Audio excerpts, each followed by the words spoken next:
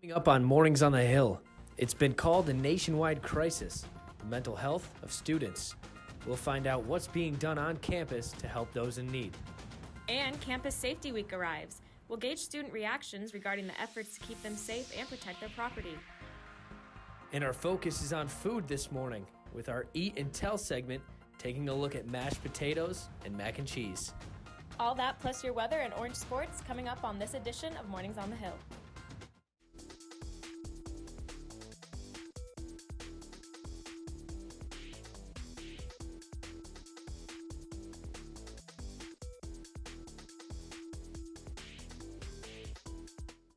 Good morning, I'm Alex Peebles. Thanks for joining us for Mornings on the Hill. And I'm Alexandra Jennerjohn. It's Wednesday, October 9th, and here's what you need to know today. Record numbers of college students are seeking mental health treatments, and the media is calling it a crisis. It's National Mental Health Awareness Week, so I decided to find out what resources our own university provides students who may be struggling. When I hear mental health, I think of how a person feels in their own head, how they feel functioning on a day-to-day basis. Peer educator at Syracuse University, Alexandra Alfieri, works in health promotion at the Barnes Center at the Arch, and she says there can be stigmas surrounding mental health in college. Because of this, she's found herself using the knowledge and training she's been given the last year to make students more aware of campus resources. We just try to focus on taking our own well-being and being mindful of that and taking charge and choosing to do activities that promote your own happy well-being. Some of these activities include mental health counseling, group therapy, aromatherapy, mind spas, exercise classes, and what seems to be the most popular, pet therapy. While these activities are accessible to students daily, Syracuse University Student Association President Mackenzie Mertikas says SA has worked hard this week to provide students with panels, events, and discussions to promote mental health awareness. Yeah, so far we had a kickoff in Life Sciences Atrium on Monday. We have people tying ribbons on a fence if they've been affected by mental health or anyone they know has been affected by mental health. We gave out a bunch of free t-shirts. There was like cornhole and stuff on the quad on Tuesday, so it was really cool so far. SU's Student Association is planning on teaming up with the Barnes Center beyond this week to continue hosting events that spread awareness. Because long after this week is over, it's important to know that those who struggle with mental health issues are first and foremost people. We never say a depressed person, it's a person with depression, because everyone's still a person before any other illness, whether it be mental or physical.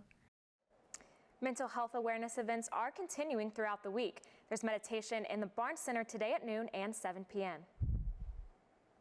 Syracuse University's Department of Public Safety released their annual security report last week, showing statistics on campus crimes and also detailing the school's security, policies, and procedures. Our reporter Morgan Trowell is live in studio to tell us how the campus community is feeling about the report and how students feel about their campus safety. Thanks, guys. Despite the Department of Public Safety's report that almost all crime rates decreased over the last 3 years, some students at Syracuse University are saying they do not trust their officers. The rocky relationship between the students and DPS peaked during an off-campus assault on Ackerman Avenue earlier in 2019. 3 students of color were assaulted in what they say was a hate crime. However, DPS did not treat it as such. I talked to students on campus about how they feel about their safety. My identity to them is based off of my skin color. Junior Sadia Ahmed says she is always cautious when she's with a group of friends and sees Syracuse University's Department of Public Safety officers. It's like a general fact on this campus that like if you're a student of color, you have to be more like aware of your surroundings and like hope that you don't run into DPS, because I'm sorry, but the consequences are going to be worse for you than any other student on this campus. And she's not the only student who feels that way. Some students say they have a negative view of the public safety officers because of the perceived racial bias and lack of concern for home robberies. After the release of their annual security report, some students believe DPS should be doing more. Especially with the Ackerman incident last year, students aren't sure that DPS is really on their side. Sadia is determined to make changes. She just became the Residence Hall Association president and wants to help make everyone feel more comfortable whether they are on or off campus. Breaking down those like barriers between students and DPS, but actually getting DPS to listen to the students on a one-on-one level. I think and that's like my main goal for this year. Yeah. She is working towards setting up events for students to get to know the officers, such as Coffee with a Cop or most recently, Mario Kart and Pizza with DPS. But some students would rather see comprehensive prejudice training to help increase their opinions. I like pizza and games with DPS, and I don't think that's the right way to do it. I attempted to contact DPS, however, they were not available to comment. But this year, they've established an officer relationship program to focus on building stronger relationships within the community and are offering diversity and inclusion trainings for their officers. Back to you. One haunted house is doing things differently this year, with hopes of including more community members. Our Cheyenne Nobrega is live in studio with more on this Oswego attraction.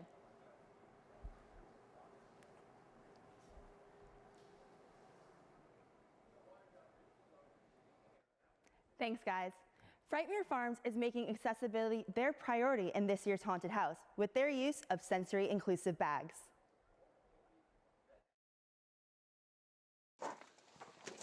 Haunted houses are designed to scare you. Most of us can control those emotions, but people with disabilities can get overwhelmed easily. Frightmare Farms in Oswego has created tools to help those who cannot deal with the bright lights and loud sounds. Production director Nicole Ginsberg says these tools help parents feel at ease. We've learned that these accommodations are absolutely necessary in order for even families to participate in these types of activities. The tools include noise-canceling headphones, fidget toys, and emotional cue cards. They come in a bag and are available to those who need them. Ginsberg is a parent to a child with a disability and knows firsthand how important these accommodations are. Realistically, the whole thing's invaluable, but it did not cost us a lot to make those changes and those accommodations all the way around. And it was well worth it. I would do it again in a heartbeat. Andrew Bembenek is a junior at Syracuse University.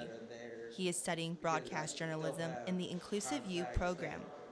Bembenek believes attractions like Frightmare Farms is important for the local community. It would be a good thing for kind of anyone with a disability to have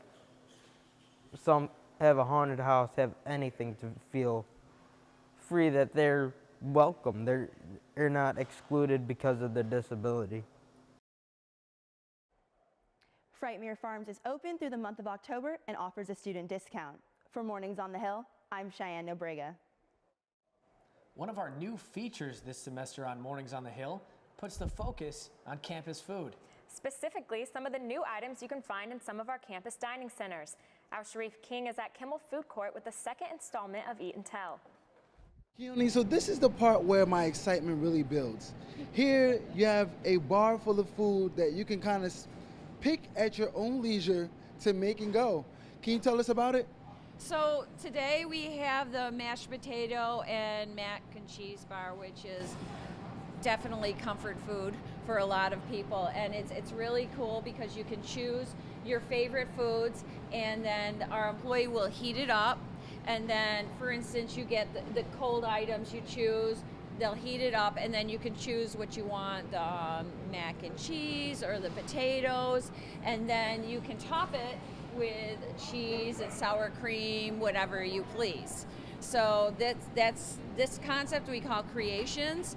Every day it's a rotating menu. There's a different menu every day. Just happens to be you lucked out and you got mashed potatoes. I would. Okay, well, make your choices. I guess I'll go with some bacon. I'm gonna do some cheese. Cheese you would put on at the end. We'll put on cheese at the end. This is what she's gonna heat up. Okay. So we'll go with some broccoli.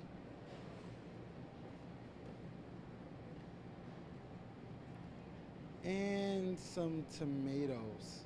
Good choices. He's got nice color there. Trying to keep my vegetables flowing. And then it's topped. If I'm allowed to say so, I think it's a great combination. It looks delightful. How about I hold your mic while you eat? Would you? I would. All right, it's time to dig in.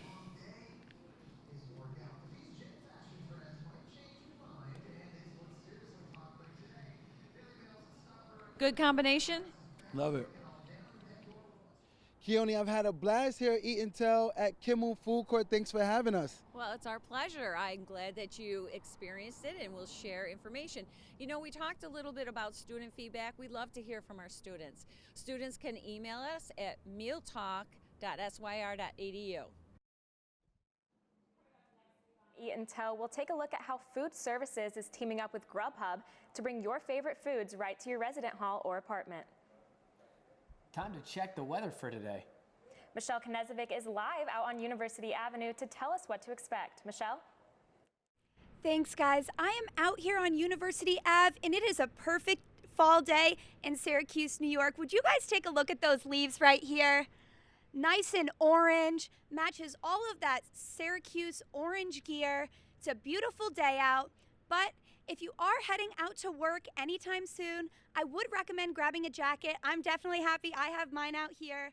But as we get to lunchtime and you head out for lunch, temperatures should rise to about 65 and sunny. You won't need that jacket anymore. But like Syracuse weather, it is kind of inconsistent. Today the humidity is supposed to get up to about 95%. And with the combination of the cold temperatures and the humidity, that's when it starts to affect people and get them sick. And with fall season coming to an end, flu season is going to be approaching. Onondaga County just last year had the most flu cases in central New York. He said, yes, absolutely, they both have the flu, but they have a very mild case of the flu, and the reason that they have the mild case of the flu is because they received their flu vaccine back in October or November. Ann Salvani is a registered nurse at Upstate Medical. She recommends that you get your flu shot in the fall because December through January is when Central New York sees the most significant number of flu cases. Receive the flu vaccine today doesn't mean that your immune system is ready tomorrow. We have to allow our immune system a time to work, and that's usually 10 to 14 days. Getting the flu shot doesn't only affect your symptoms, but also local businesses in the area. Oh, it's absolutely a big stressor. Although it's something that's got to be done, it's my job to make sure that the store's running properly, and if someone else can't do it, I have to be here and do it. Amber Miller is the district supervisor at Domino's Pizza. She says that even with the slightest symptoms, her employees are not allowed to come to work. The lack of employees has an immediate effect on the sales and customer service. So we have to run short. Therefore, our customers don't get the best service because obviously we have little to no employees. Other businesses such as A La Mode and Brugger's Bagels on Nottingham Road say that the flu season is devastating and it is something they have to prepare for every year.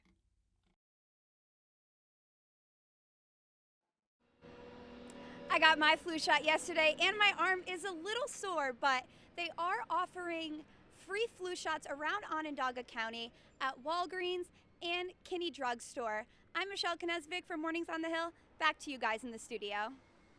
Thanks, Michelle. Coming up here on Mornings on the Hill, Syracuse University celebrates LGBTQ month. Also coming up, how the increase in deer population is making the roads less safe. Stay with us for those stories and more here on Mornings on the Hill. Welcome back to Mornings on the Hill. October is LGBTQ History Month, and Syracuse University has a jam-packed schedule of seminars and events for students interested in supporting and learning about the LGBTQ community. Events coming up include a Safe Zone workshop today until noon, a queer pool party on Sunday, and a discussion, Navigating Queerness Around Campus. These events all are surrounding National Coming Out Day, which is Friday, October 11th. And some good news for all of you missing your morning Starbucks run. The Starbucks on the corner of Marshall Street and University Avenue is a short 3 days away from reopening. The coffee giant closed its doors for renovations quietly, leaving loyal patrons without their morning coffee fix. For those of you who cannot make another 3 days without Starbucks, have no fear. The shop located on Campus West is still open. Common Council approved a plan to bring in sharpshooters to control the population of deer. Jillian Andrews is live in studio to explain what dangers to public safety a large deer population brings. But before we send you over, we'd like to warn you, there may be some images that offend viewers. In 2017, Syracuse ranked 4th out of the 50 towns and cities in upstate New York where you are most likely to hit a deer with your car. In that year alone, 137 deer were reported killed in car collisions. And now that fall is in full swing, deer are more active, increasing the chances of hitting one while you're on the road. Onondaga County resident Zach Petrie was driving to a friend's house for dinner with his wife and 3-year-old daughter in the car when he hit a deer at 70 miles an hour. It's scary as I could have been an inch or two off of that possibly hurting her. Petrie considers himself lucky that he and his family walked away from the accident unharmed. He knows how a matter of inches is all it would have taken for a different outcome. But Petrie says even though there were no physical injuries, the accident has affected his driving. June. Even now when I'm driving up through there, it's like, all right, white knuckled a little bit, kind of looking back and forth, and you're freaking out the whole time. Not how I want to be driving. 65,000 people hit deer with their cars in New York every year. Owner of Jeffrey's Auto Body, Jeff Lyman, says during this time of year, there are weeks that half of the vehicles in his shop are being repaired for deer hits. This year it's going to be high. I believe it's going to be, we've already started out, it's going to be a busy deer season for us. Lyman also says he can tell the deer population is increasing just by the number of car repairs he's doing every year. Throughout the year, it's well over 100, probably closer to 150 or 200 deer hits every single year, nonstop. And it's getting worse, not better. You're most likely to hit a deer during dusk and dawn in the fall. And believe it or not, experts say if a deer comes into your path while you're driving, keep driving straight. It's worse if you swerve because the chances of hitting a tree or another car increases, as do the chances of injury. I'm Jillian Andrews for Mornings on the Hill. The A Cappella Council at Syracuse University presents Empower Her. The event will feature voices from the Mandarins and Main Squeeze a cappella groups. You can also expect to hear females from Oi Capella and Groove Stand. These groups are raising money for Vera House, an organization that is dedicated to helping survivors of domestic and sexual abuse. Empower Her will be this Friday in Hendricks Chapel. Sandy Montag will receive the 7th annual Marty Glickman Award for Leadership in Sports Media. The 1985 alum is the chief executive of the Montag Group, a sports entertainment agency.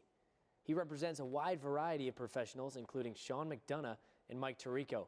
Montag has also been an executive producer of 3 documentaries, including ESPN's The Class That Saved Coach K. CBS Sports play-by-play announcer Ian Eagle will present the award to Montag November 6th at an on-campus ceremony. And for the rest of our sports news, we turn to sports reporter Alexa Roth.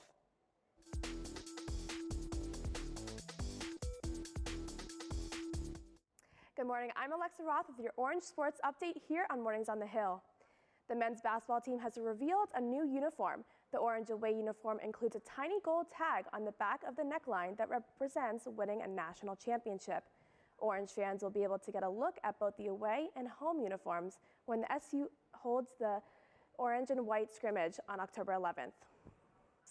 In more basketball news, basketball tickets are officially on sale. Orange fans can now buy tickets for every game except for Duke and North Carolina. Single game tickets for those games go on sale December 3rd. Syracuse will be selling season ticket packages starting at $250.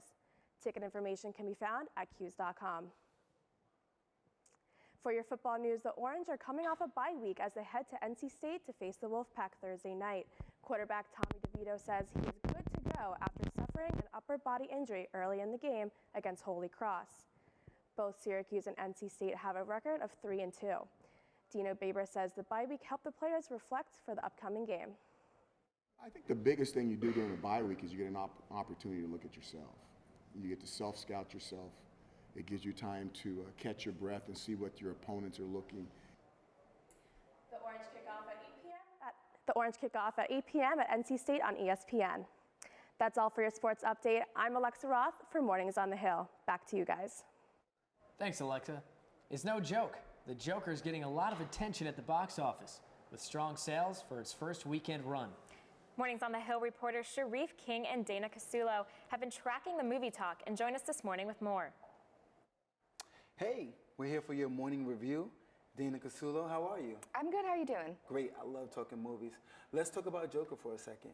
How about So Joaquin Phoenix is actually the 7th person to play the Joker. And just for this role, everybody gets very into it. Heath Ledger isolated himself for a month when he was playing this role. So there's a lot of talk about who's always the best Joker. Who's your favorite Joker? I think I'd have to go with Heath Ledger. Okay, I seen that coming. Let's talk about the Gemini Man. We're talking about a guy who is the wanted man, Will Smith. Let's go into it. So this movie is coming out actually this Friday, and it uses a lot of the CGI technology for this film. So a lot of people didn't know it was Will Smith. So he's playing his younger self and his older self in the film. And he's after himself, actually, which is kind of interesting. The government wants him. Jexy, it's a millennials and Z generation favorite, I would say, because everyone's gonna rave. It's talking about phones. How do you feel about phones? Can you live without your phone, Dana? I think I could live without my phone, but Adam Devine is actually starring in this movie, and so we'll see if he could live without his phone. But Jexy is kind of taking over his life and controlling him, so. And I think Jexy is going to be the new Alexa Siri thing. We'll have to see what happens. El Camino, a Breaking Bad movie. What's breaking about this movie? So a lot of people were upset when Breaking Bad ended the show, so now this is a movie of Jesse Pinkman, his life after the show. So there's also going to be some appearances from other characters from the show, like Skinny Pete, and we'll see who else shows up. And this is a sequel, correct? Yeah, so it's more of just his backstory after the show ended. And you're a super fan, I'm guessing? Yes. Here we go. We have more coming up right here on Mornings on the Hill.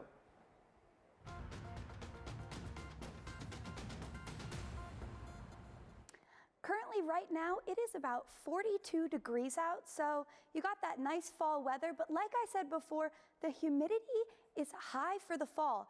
90% humidity, the winds are pretty mild, and then temperatures later this afternoon are going to reach up to 60, so it is going to be sunny out. It'll be warmer temperatures. You might not need that jacket if you plan on heading out this afternoon, but when you head home from work tonight, it is going to drop back down to around high 40s, low 50s when you start to leave work. So make sure you have that jacket on you when you leave this afternoon.